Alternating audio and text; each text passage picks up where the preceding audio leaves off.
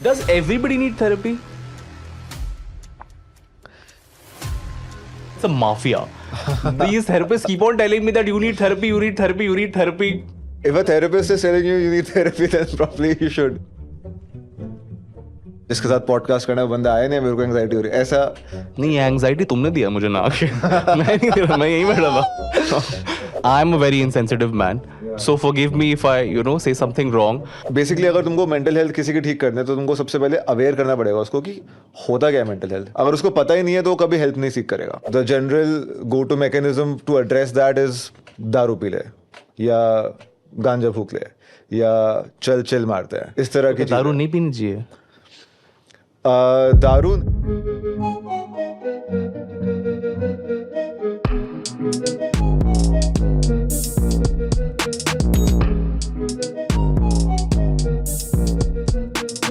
Hello everybody, welcome to the Funny Story podcast brought to you by GD Sun Jewelers. I'm Anirban Gupta and today we have Mr. Akash Saxena, who's the founder and president of You Are Wonderful project.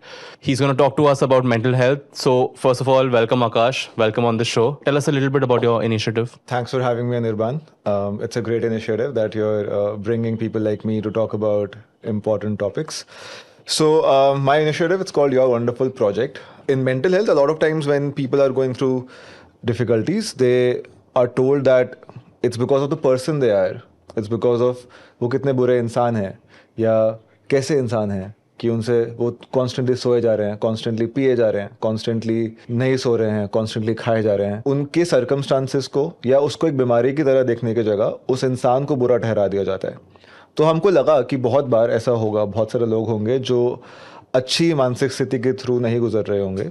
उनको ये जाके बताना उस वक्त पे जब वो अच्छा महसूस नहीं कर रहे हैं कि वो वंडरफुल हैं, कि वो ग्रेट हैं, कि वो अद्भुत हैं, कि वो बेहतरीन हैं, एक इम्पॉर्टेंट चीज़ है. So one of the things that we began with was to tell people in the world that they are all wonderful despite whatever they are going through. Second is project semicolon. तो I am sure everyone would have seen these. A lot of people these days have these tattoos of semicolons. So the semicolon movement, it's called Project Semicolon. It began in the US with a woman who lost her dad to suicide.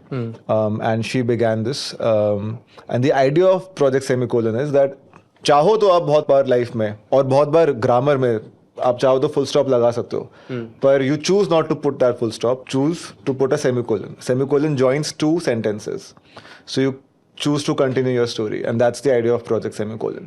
तो हमको लगा कि ये दो चीज़ें हैं लोगों को जाके बताने की ज़रूरत है. और ये हमको इसलिए लगा क्योंकि हम 2015 में जब ये इनिशिएटिव शुरू कर रहे थे तब 4 लोगों ने इसको शुरू किया और उन चारों के चारों लोग जो थे including me, we knew someone in our life we had lost to suicide. And during one of our discussions we found that there are no resources out there, no conversations out there, and no initiatives out there who are even talking about this. A lot of research studies, which are global research studies, have pointed out how the prevalence of mental illness is 1 in 4 people. It's increasing, which basically means हर 4 में से एक इंसान को कोई ना कोई mental illness होगी किसी ना किसी point of time पे. जिसका मतलब क्या होता है, एक फैमिली में कितने लोग होते हैं टिपिकली? 4. इसका मतलब तो 4 लोग होते हैं. इसका मतलब उन 4 में से एक को मेंटल इलनेस होगी, उसकी प्रोबेबिलिटी है. इसलिए मेंटल हेल्थ पे काम करना, मेंटल हेल्थ के बारे में बात करना is not an external topic. It will come to you at some point of time. Like what led you to interest कैसे जागा कि let me build an organization, let me tell people कि मतलब mental health होता क्या है. हाँ, ये 10 साल पहले की बात है. आज तो फिर भी मैं देख रहा हूँ कि मतलब ये सोशल मीडिया वगैरह पे सब स्पेशली द जेन जी वो बोलते रहते हैं कि this is mental health and this is insensitive. First of all, I have to say I'm a very insensitive man.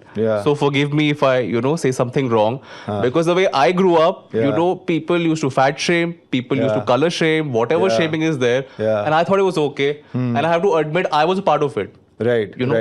I used to call people kalua, I used to call people mota.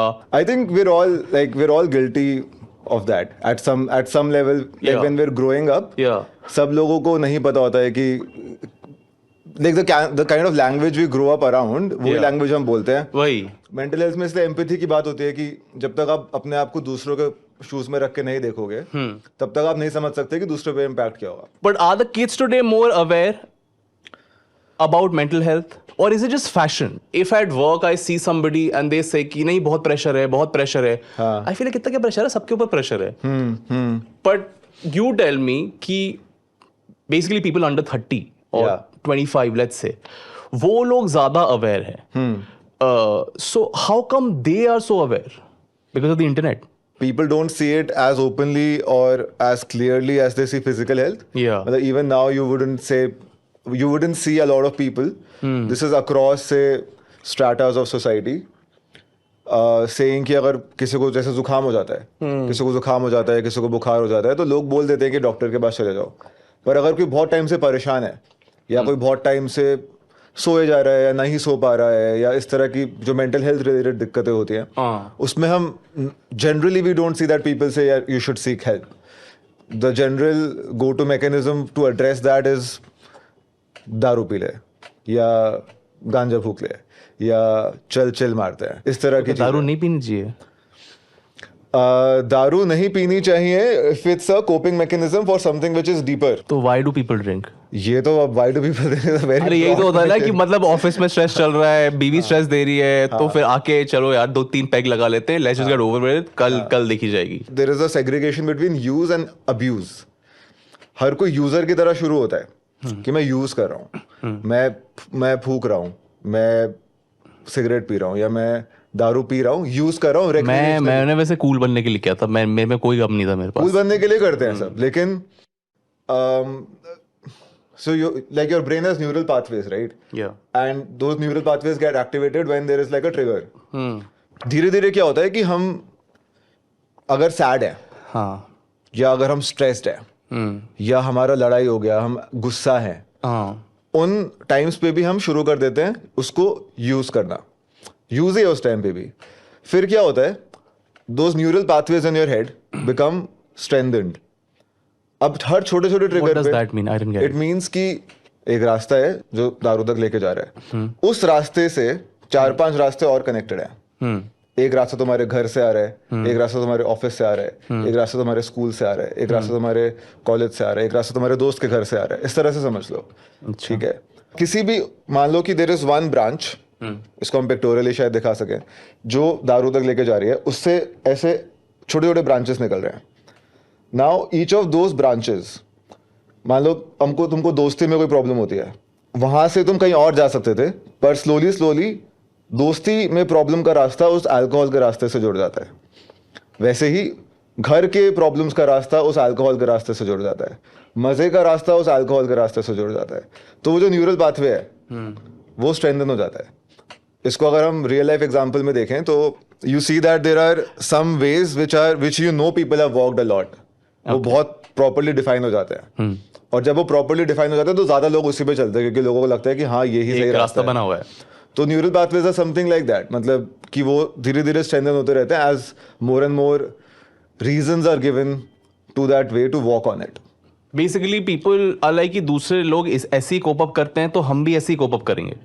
हाँ, और हमने, क्योंकि हमको इस चीज ने पहले relief दिया है, इंटरनली स्पीकिंग हमको इस बात ने रिलीफ दिया है पहले, तो मुझको हर प्रॉब्लम में यही रिलीफ देगा, और वो फिर धीरे धीरे आदत बन जाती है. हाँ, वो आदत बन जाती है. Okay, tell me what does the term mental health mean to you? मतलब जब लोग बोलते हैं कि he is healthy, she is healthy, तो ये हेल्दी क्या है? बहुत लोग मैं देख रहा हूँ कि हेल्दी हैं, मतलब उनकी लाइफ अच्छी चल रही है, शायद कोई डिजीज हो, क्या वो हेल्दी नहीं है? What does being healthy mean to you? There is physical health, right? Yeah. Like physically you're healthy. By healthy, I mean that मतलब जो भी सारे बायोमार्कर्स है वो कंट्रोल में है, और you are able to do what you want to do. मतलब अगर आप वो सीढ़ियाँ चढ़ना चाहते हो, आप सीढ़ियाँ चढ़ पा रहे हो. अगर वो मंदिर जाना चाहते हो, मंदिर जा पा रहे हो. आप फंक्शन कर पा रहे हो फिजिकली. आपकी बॉडी आपका साथ दे रही है, आपका बॉडी से आप जो करवाना चाहते हो वो आप करवा पा रहे हो. तो that is physical health. There is emotional health, कि ऐसा ना हो कि आप ओवरवेल्म्ड फील कर रहे हो बहुत ज्यादा. इमोशनल हेल्थ, मेंटल हेल्थ अलग है. Isn't emotion also part of mental health? So for me, health is again, if my body can do what I want it to do, that is one thing. Secondly, there are goals I have in life. उन goals तक पहुंचना in a manner that I'm laughing and cheerful in the way. मतलब sometimes people are like मुझे पहुंचना है वहाँ पे, बहुत स्ट्रेस लूंगा मैं और मैं बहुत अपने आप को physical ailments के through I will push myself through cognitive issues, I will push myself through emotional issues, but I will achieve that. For me, that is not health. I mean, for me, health is that I'm getting to the place I want to go to, where I'm emotionally happy, emotionally stable. I'm not overwhelmed. I'm not feeling oversensitive. I feel satisfied in the moments that I'm progressing. When you don't get to that goal, that leads to depression. It's not that simple. Depression is like for me, depression actually hits then. If I'm thinking that I want to do this, if I want something, the need to have something, and I don't get it, then depression hits me. So when does depression hit you? Is it when you don't achieve something, when you don't get something? क्योंकि मेरा depression life में ना जितनी बार भी हुआ है, जैसे सोचो बोर्ड में नंबर चाहिए, बोर्ड में नंबर नहीं आए, कॉलेज नहीं मिला, depression. So at different junctures of life अलग अलग चीजें चाहिए, वो जब नहीं मिलता तब डिप्रेशन हिट होता है. Is that the case with everybody? देखो, डिप्रेशन जो है ना, वो एक क्लिनिकल डिसऑर्डर है. तो ये कह देना कोई पैदा ही डिप्रेस्ड हुआ है. क्या डिप्रेशन? तो हम जो अभी यंग जनरेशन की बात कर रहे थे, उसमें ऑल्दो ये चीज़ें क्लियर हो रही है, पर बहुत अभी भी ये टर्म्स बहुत लूजली यूज होते हैं कि एग्जाम में पास नहीं हुआ, डिप्रेशन हो गया मेरे को, या मेरी बस लेट हो रही है, एंग्जाइटी हो गई मेरे को, या मेरी बस नहीं है, मेरे को एंग्जाइटी हो रही है, या ये जिसके साथ पॉडकास्ट करना है बंदा आया नहीं, मेरे को एंग्जाइटी हो रही है. ऐसा नहीं, एंग्जाइटी तुमने दिया मुझे ना आके. मैं नहीं दे रहा, मैं यहीं बैठा था. The right term to use in that situation is sadness. कि आई एम सैड कि मेरा एग्जाम में नहीं हुआ, या आई एम स्ट्रेस्ड थोड़ा बहुत कि मेरी बस लेट हो गई. Anxiety is a clinical disorder, so is depression. अब उसमें वो अब तुम गूगल भी कर सकते हो कि एंग्जाइटी जब होती है, like what are the conditions for you to even say कि वो एंग्जाइटी है, या डिप्रेशन जब हो रहा है तो what are the conditions for you to even say कि मुझे डिप्रेशन है. उसमें some of the things that are involved, again this is not clinical advice, but there are things like eating के साथ issues, there are things like sleeping के साथ issues, there is persistent sadness for like weeks, there could be in advanced stages suicidal thoughts. All these conditions more or less should be fulfilled. ये नहीं कि तुम जाके fulfil करो, पर अगर ये सब तुम्हारे साथ नहीं हो रहा है, तुम ऐसा क्लेम करना कि तुमको डिप्रेशन है, तो वो सही नहीं है. Does everybody need therapy? यार, imagine, let me flip this question. Does everyone need a doctor? No. I would say everybody needs checkups, I think, but not doctors. Okay, yeah, that is one way of thinking about it. Everyone needs checkups. Also, क्या तुम doctor के पास खाली तब जाते हो जब तुम बीमार होते हो? नहीं, वही ना, चेकअप कराता हूँ ना, रेगुलर चेकअप. चेकअप करा सकते हो, या तुम बोल सकते हो कि यार मेरे को, मैं अच्छा कर रहा हूँ लाइफ में, मुझे और अच्छा करना है. You know, I have achieved this goal in life, I want to achieve another goal. I don't know how to get there. Tell me how. That can also be the goal of therapy. जैसे doctor के पास तुम हो सकते हो, इतना अच्छा दिख रहा हूँ मैं, मुझे और अच्छा दिखना है, तो तुम जाओगे ना किसी प्लास्टिक सर्जन के पास कि यार मुझे ऐसा दिखाओ. तो मैं ये नहीं बोलना चाहिए, सबको थेरेपिस्ट के पास जाना चाहिए. सबको जाना चाहिए, मैं ऐसा भी नहीं बोलूंगा कि सब थेरेपिस्ट के पास जाओ. You're the first one who has told me this. I think it's a mafia. These therapists keep on telling me that you need therapy, you need therapy, you need therapy. So if a therapist is telling you need therapy, then probably you should. No, but the therapist can also need therapy, no? That is, every therapist needs therapy. मतलब every therapist by design needs to have supervision.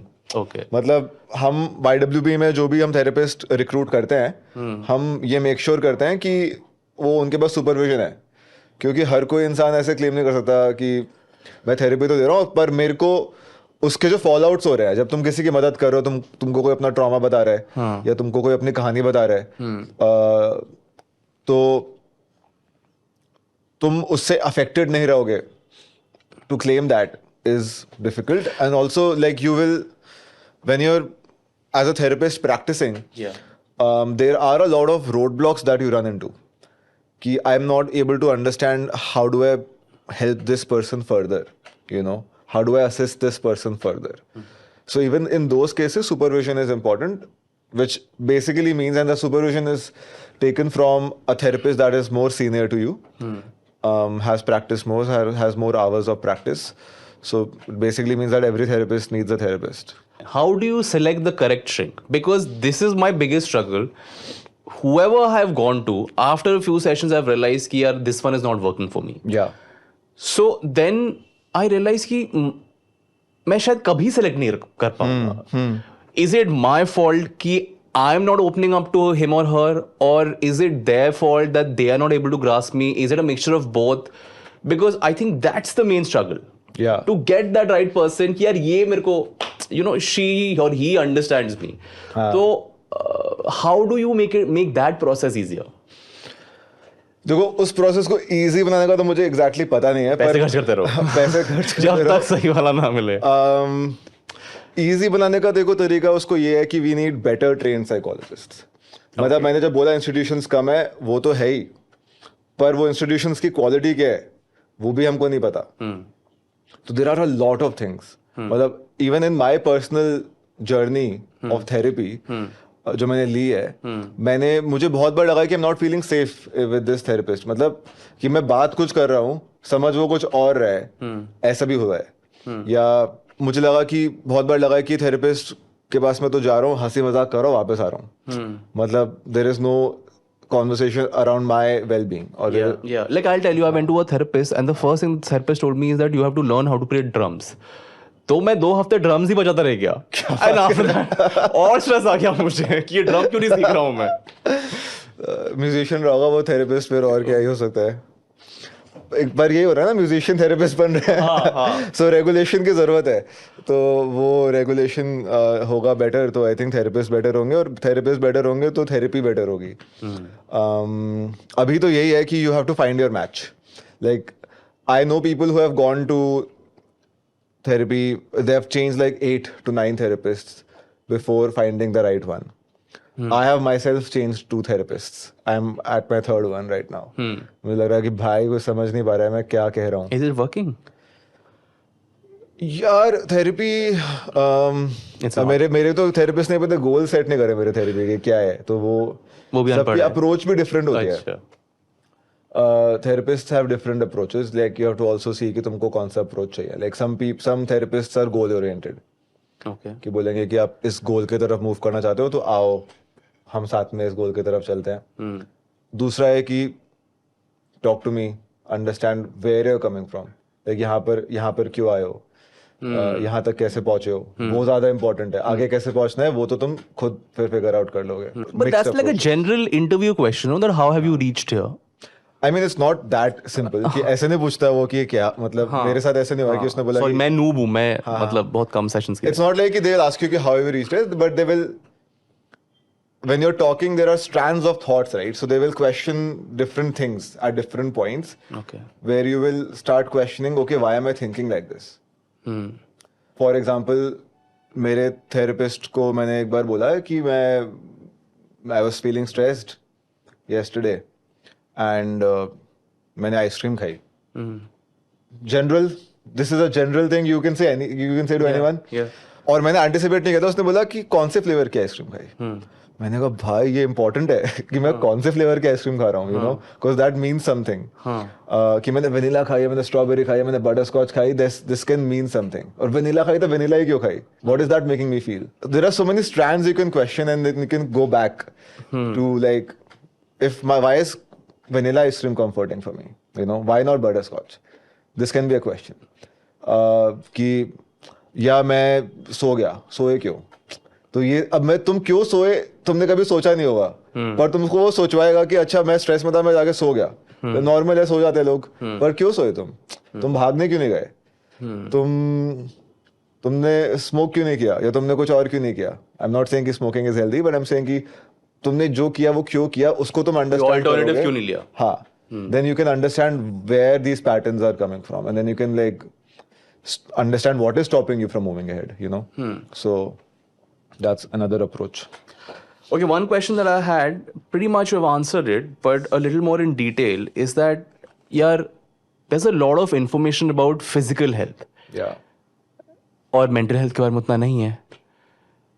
But is it because क्योंकि बचपन से हमको मतलब in schools we are instilled that physical health, or because we can feel it, actually mental also we can feel it, but वो जैसे nutrition, मुझे पता है क्या अच्छा खाना है क्या बुरा खाना है, तो मैं वैसे ही खाना खाता हूँ. तो मेंटल हेल्थ के बारे में वो अवेयरनेस क्यों नहीं है? One of the factors is what you said, कि you can't see visibly if someone is stressed a lot of times. Yeah, but you know, a lot of people say that. I'll give you a counterpoint to it. It's that कि जब सोचो मेरे को लग गई चोट, ठीक है, मुझे पता है कि मेरे को चोट लगी है, तो वहां पे दर्द हो रहा है, so I know I am physically unfit, but mentally मैं जब डाउन हूं ना, तब भी आई कैन फील इट. कि मुझे पता है मैं दुखी हूं, मुझे पता है मुझे बाहर जाने का मन नहीं कर रहा, घूमने का मन नहीं कर रहा, तो वो भी मैं फील कर रहा हूं, बट उसके बाद में कोई इन्फॉर्मेशन नहीं है. तो वो इन्फॉर्मेशन क्यों नहीं है? और ये जो पीयर ग्रुप्स हैं, सपोर्ट ग्रुप्स हैं, या जो थेरेपिस्ट्स हैं, वो पब्लिक प्लेटफॉर्म्स पे ये इन्फॉर्मेशन क्यों नहीं देते हैं? देते हैं, पर द थिंग इज तुम्हारे इंस्टाग्राम के एल्गोरिथम तुमको वो दिखा नहीं रहा है, या तुम्हारे सर्च का एल्गोरिथम तुमको दिखा नहीं. That is not true. I'll tell you why. Because nowadays, I think people talk more about mental health than physical health. People are more talking about like depression, other diseases related to mental health, और सब openly आते हैं कि देखो मैं इससे सफर कर रही हूँ, मुझे ये ट्रॉमा है. They come out and say it. More than physical health. कोई आके ये नहीं बोलता है कि मुझे यहाँ पे चोट लगी है, मुझे which is physical. I think with mental people are more open. But still वो उतना information नहीं है कि अच्छा ठीक है बोल तो दिया, अब मतलब इसको सुधारूं कैसे? तो why is that information not available in the public as much? I'm sure it is as much. जो थेरेपी है, मैं और थेरेपी की नॉलेज है, मेंटल हेल्थ की नॉलेज है, मुझे नहीं लगता ऐसा कि नहीं वो हो रहा है, उसके बारे में बात नहीं हो रही है. ये बात सच है कि बहुत सारे लोग जो नॉन एक्सपर्ट्स हैं वो उस पर बहुत बात कर रहे हैं. एक्सपर्ट्स को ज़्यादा विजिबिलिटी की ज़रूरत है, एक्सपर्ट्स को ज़्यादा एक्नॉलेजमेंट की ज़रूरत है, एक्सपर्ट्स को ज़्यादा रिकग्निशन की ज़रूरत है कि एक्सपर्ट है कौन. तो ये सारी चीज़ें हैं जो are challenges in the field still, but it's evolving. It's evolving, and there are people can differentiate good institutions from bad institutions. Even now, मैं नाम नहीं लूँगा, पर जो अच्छे institutions से लोग आ रहे हैं. नहीं. People won't go to them. No, you're saving somebody's money, hard-earned money. मैं अच्छे institutions का नाम, चलो TIS is a good TIS is a good institution. The one in Bombay. Yeah. The Tata Institute. There are multiple branches now. TIS is a good institution. There is IBHAS, which is a good institution. AIMS is a good institution. Who else? Christ, I would say, is also a good The one in Bangalore. Yeah. अब exclude करके तुम figure out कर सकते हो कि कौन से. अच्छा यही चाह, ठीक है. ये चार मुझे लगता है कि मैंने जो अपने एक्सपीरियंस में देखा है कि यहाँ के these people know what they're talking about. Like the students that come from these institutions, they are very thorough with their theory, thorough with their communication. They know what they're talking about. They know what can be helpful, and they seek the right kind of learning, the right kind of development for themselves. So the institution is achieving that. Akash, I actually wanted to ask you about ADHD. यार आजकल मैं देख रहा हूँ a lot of people are getting diagnosed with ADHD. Tell me, was ADHD always rampant, या अभी ADHD का उन्हें पता लगा है तो इसीलिए मतलब ये people are getting diagnosed more? Right. पहले बात तो ADHD होता क्या है मैं वो बता देता हूँ. ADHD is attention deficit hyperactivity disorder. which is a condition of neurodivergence firstly, which means कि जिन लोगों को ADHD होता है उनका brain wiring naturally speaking is a little different. मतलब उनका जो prefrontal cortex होता है उसका wiring is a little different, and then it manifests in society or in their behavior in a way that वो उनका focus जो है वो constantly shift होता है. और अगर फोकस होता है तो बहुत ही डीप फोकस होता है. तो like these are some of the things that people with ADHD experience.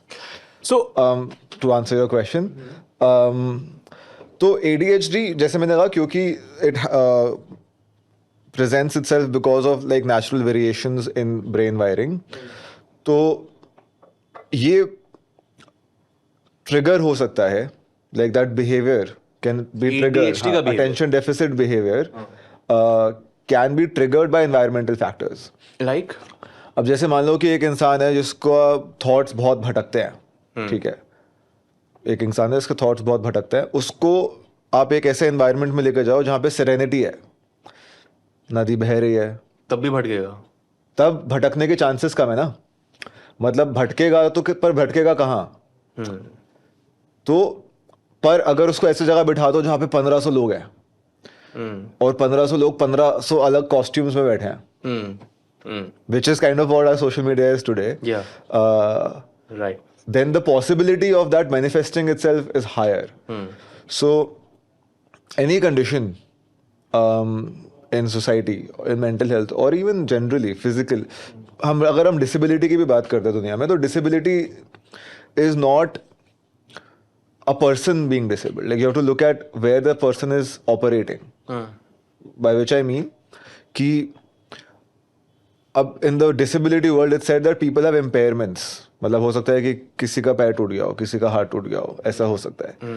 पर वो डिसेबिलिटी तब बनती है जब सोसाइटी में वो अलाउंसेस नहीं है या वो कंडीशंस नहीं है, वो ऐसे लोग नहीं है, ऐसे स्ट्रक्चर्स नहीं है, ऐसे आर्किटेक्चर नहीं है जहाँ पे एक इंसान जिसका पैर नहीं है वो चल नहीं सकता. मतलब अगर मान लो हर जगह पे रैम्प्स होते हैं for people with wheel chair, तो डिसेबिलिटी आपको पता ही नहीं लगता कि है भी. पर डिसेबिलिटी को डिसेबिलिटी क्या बनाता है? Society.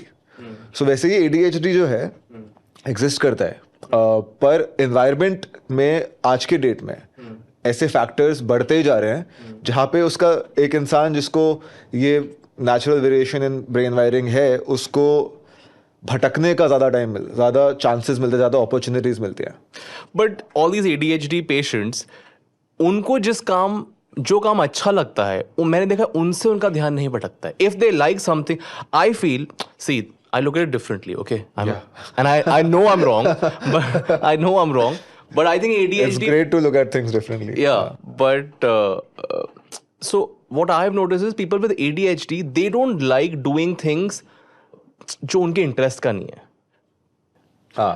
So if you give them 4 tasks, they are not interested in the 3 tasks, उनका अटेंशन उससे भटक जाएगा. But the one task that they like, they'll do. उनका फोकस वहां से नहीं हिलता. So is it an observation that is correct or हो सकता है, मतलब because what they have is hyper focus. जब वो एक टास्क पे फोकस्ड होते हैं तो वो बहुत ज्यादा फोकस्ड होते हैं, दैट उनका दुनिया उनको दिखता नहीं है. तो ये अच्छी बात नहीं है. मतलब एक टाइम पे तो एक ही काम करना चाहिए. उसमें फिर एक दिक्कत ये भी होती है कि there are challenges like procrastination which come with that. मतलब और से time blindness. There is this thing in ADHD called time blindness. Which is कि टाइम कितना गुजर गया पता नहीं लगा. मतलब टाइम गुजरता जा रहा है, टाइम का कॉन्सेप्ट जो है वो वर्क नहीं कर रहा है. बिकॉज मान लो when you are hyper focus, when you focused on something, कितने फोकस्ड हो तुम? मतलब अभी हम इस पॉडकास्ट में फोकस्ड हैं, पर ऐसा तो नहीं होगा कि हम रात भर ऑडियंस का फोकस हो सकता है. तो पर हम इस पॉडकास्ट में इतने फोकस्ड हैं कि हमको पता नहीं कितना टाइम निकल रहा है. ऐसा तो नहीं है क्योंकि हमको पता है हमको 1 घंटे में क्लोज करना है ना. पर someone with ADHD can be so hyper focused that a lot of peripheral things they'll ignore. They will not ignore. It's not a conscious process. It is ignored. Subconsciously they'll. It gets ignored because they're so hyper focused. जब तुम जो करना चाहते हो और तुमको जो करना चाहिए, जो तुम्हारे लिए हेल्दी है, वो तुम नहीं कर पा रहे हो क्योंकि तुम्हारा अटेंशन स्पैन इतना अफेक्टेड है कि तुम खाना खाने बैठते हो और तुम खाना नहीं खा पा रहे हो क्योंकि तुम कुछ you got busy with something else, and this is happening constantly to a level that it's affecting you, it's affecting your health. That is when you seek help. Is phones a major reason? Because Phone is definitely a reason, because phone is that environmental factor that is triggering and enabling a lot of behaviors. tell me something. Is social media bad for mental health? Should I not be on social media? Will I have a better mental health? The logical thing to do here is to not be on social media apps that you don't need to. Oh, be on. really? You are saying that people should not be on social media? That you don't need to be on. See, LinkedIn अगर कोई use कर रहा है तो वो अपने jobs के लिए यूज कर रहा है, अपने करियर के लिए यूज कर रहा है. अगर वो Instagram यूज कर रहा है तो वो पता नहीं किस लिए यूज कर रहा है, अपने ब्रांड बिल्ड करने के लिए. मतलब जैसे एग्जांपल दे रहा हूँ, अगर कोई डिजाइनर है तो वो अपने डिजाइन अपलोड करता है, कोई फोटोग्राफर है तो वो अपने फोटोज अपलोड करता है, तो वो हाँ मतलब समझ लो अपना वर्क शोकेस कर रहा है. I mean, you should be aware of these things. कि there are all these other things playing at you. मतलब when you're on social media. When it was social networking, which it began with, It was a great concept. it was then. a great concept. Yeah. But Because you got in touch with so many people who you. पर वो है ना, मतलब हर जगह ये memes भी होते हैं और ये quotes भी होते हैं. When you're sold something for free, Yeah. just know that you're the product. तो जब कुछ फ्री में मिल रहा है तो प्रोडक्ट तुम हो, वरना कुछ फ्री में नहीं मिलता. Not even lunches, like there are no free lunches. That's a या good way to end it. Anyway, I just had a question about it. तो ये ADHD जो है, अब मैं किसी बूढ़े को कैसे समझाऊं कि मतलब what is ADHD? मतलब you tell me that. किसी में सब बुजुर्ग I have to explain what ADHD and OCD is and depression is. तो उनको कैसे समझाएं यार? उनको तो नहीं, पॉसिबल ही नहीं है ना. मुश्किल है समझाना, पर समझाया जा सकता है. मतलब इतना डिफिकल्ट नहीं तुम है. हो ही Darsheel. There are two things I would like to say about this. Firstly, किसी को भी प्यार से समझाओ ना हाँ, तो वो समझ जाता है. टाइम लगता है, पर प्यार से समझाओ, क्लियरली समझाओ. पहले खुद समझो. you should come to my household. They'll give you one tight slap. Which also brings me to the second thing, that there is a saying in mental health that we all go to therapy. Yeah. People go to therapy because of all the people in their lives who don't. Okay. मतलब तुमको इतने सारे जो mental health difficulties हो जाते हैं वो इसलिए हो जाते हैं क्योंकि it's people around you who are creating environments for you that are not conducive for your mental health because they have not sought help. Yeah. तो ये अगर हम समझे तो हम थोड़ा अपने आप को दिलासा दे सकते हैं कि उन हमारे आसपास के लोगों को भी थेरेपी की जरूरत है. YWP में we work on this model.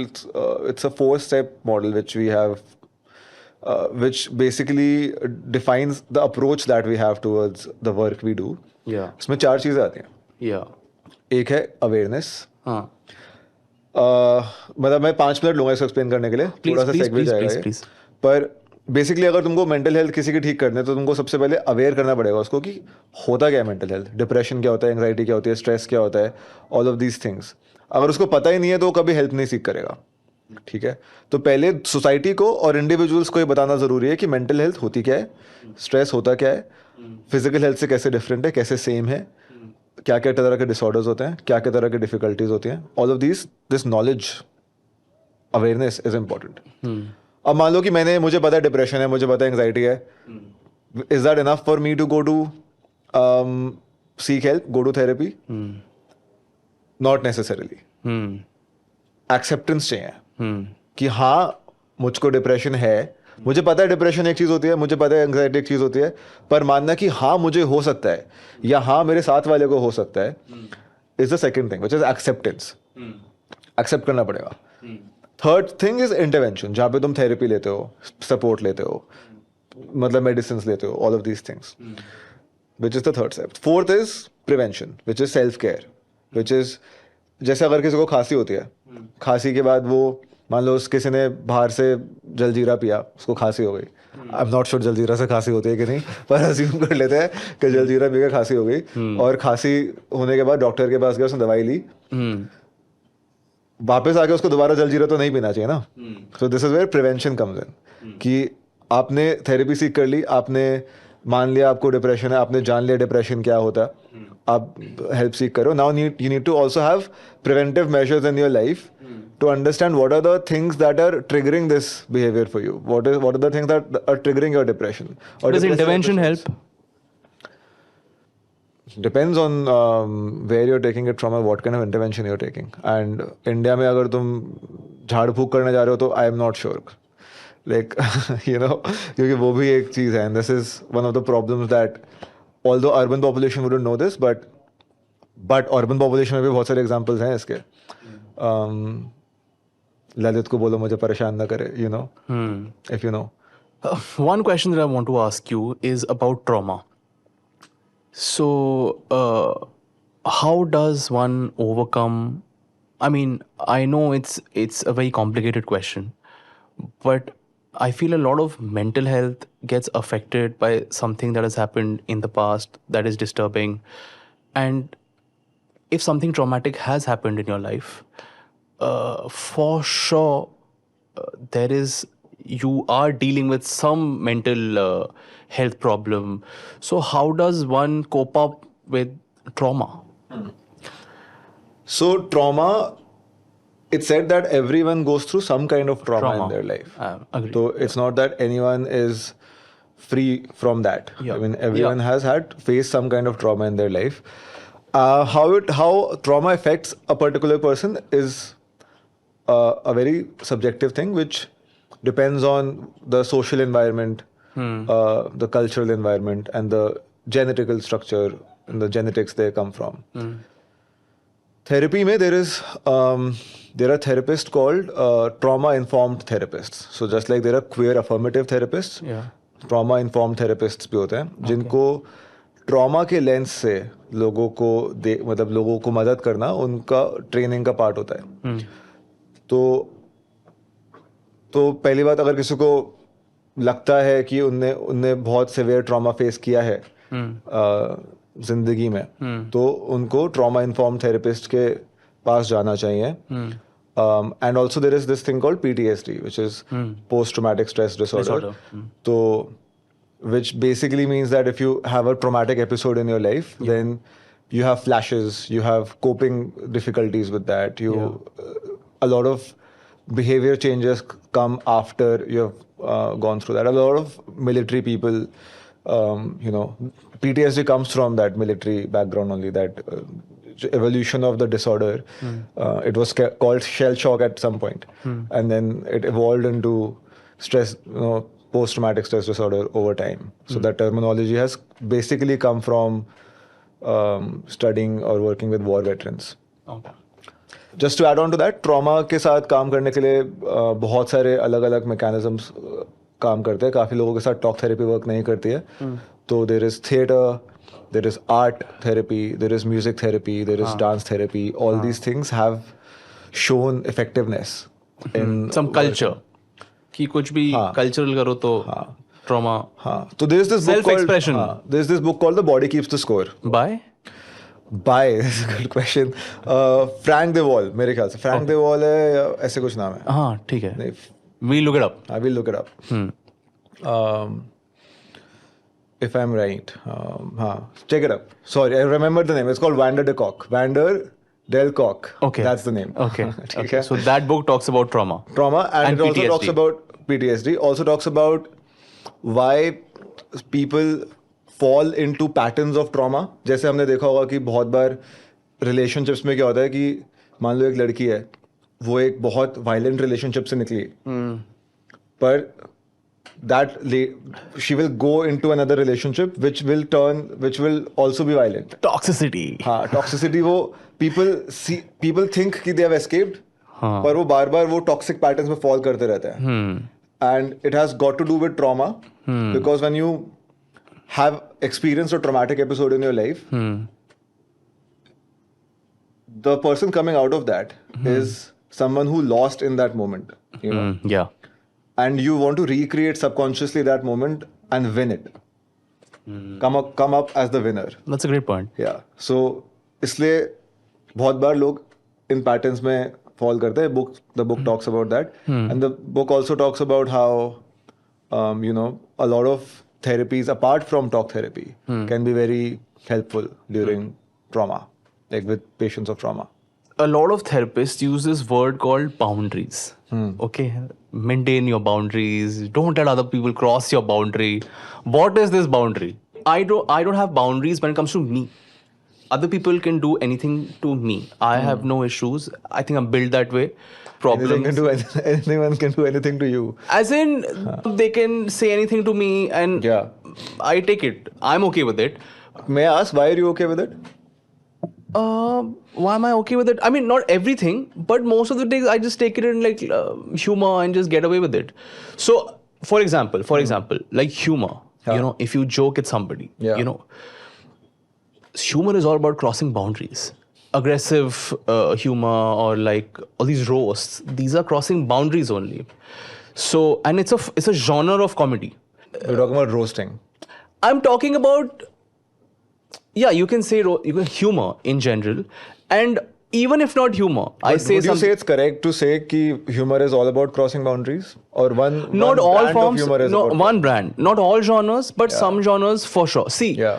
I think how humor originated is like the first books that used to come along were tragedies. Yeah. Then the tragedies were made fun of, and then like comedies came, tragicomedy came. So किसी का मजाक उड़ा के ही तो मतलब comedy किसी चीज मतलब इंसान का नहीं बट किसी चीज का मजाक उड़ा के तो बना है. तो what is boundary and when do I know that I have crossed the boundary?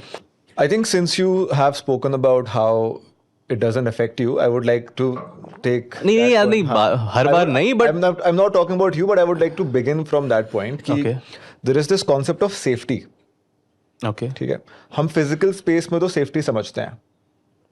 ठीक है, मतलब मान लो कि तुम अपने रूम में बैठे हो, ओके, एंड तुम्हारे साथ आके 4 लोग आके बैठ गए, people you know. Can you move across your life with those 4 people at all times? No no, right? Why not? I don't want to Okay, why not? Why don't you want to? Because I want other people also. Because your identity is beyond those 4 people. Would you say that? या मतलब pretty much, yeah. it's not limited to those 4 Sure. people, है ना? Do you think everything about your life is fine to joke about? If you ask me honestly, yes. There is a time and place for it.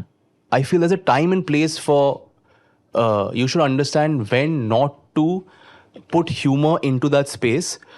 But that does not mean that you can't make fun of that space. Who should understand that? The person cracking it. How will they understand? Like for example, if I want to crack a joke on stage, है ना?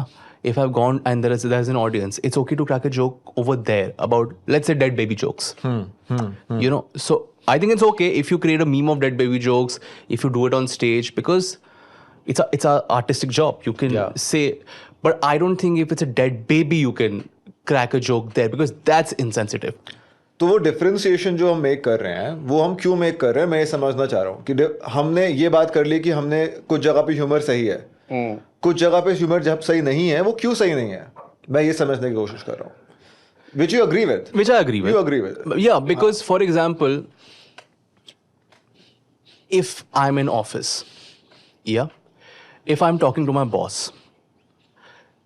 it's a professional setup, it's a professional environment. Whatever happens, if he scolds me, whatever, I have to talk to him professionally. Yeah. At least try to be, if he's not being professional, you have to understand the hierarchy and talk to him professionally. At that space, I didn't joke.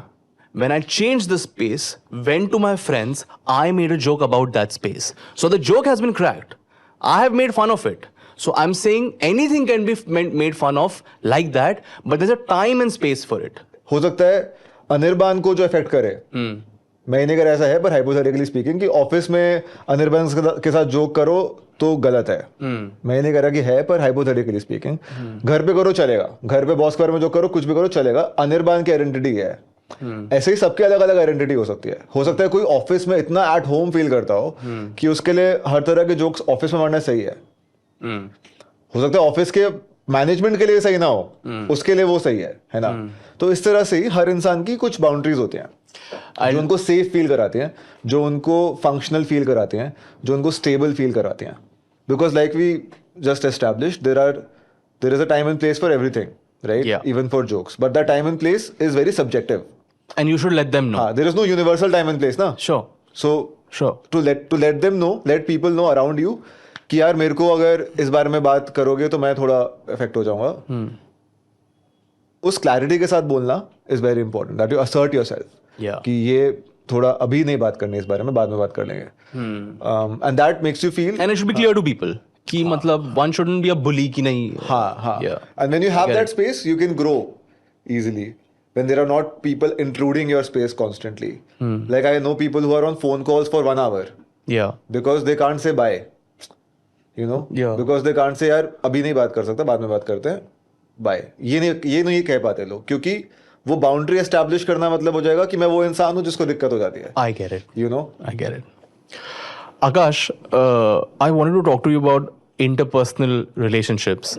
A lot of people, when they come into relationships, they come with their own baggage. उनके कोई trauma, उनके कोई some sort of mental health problem.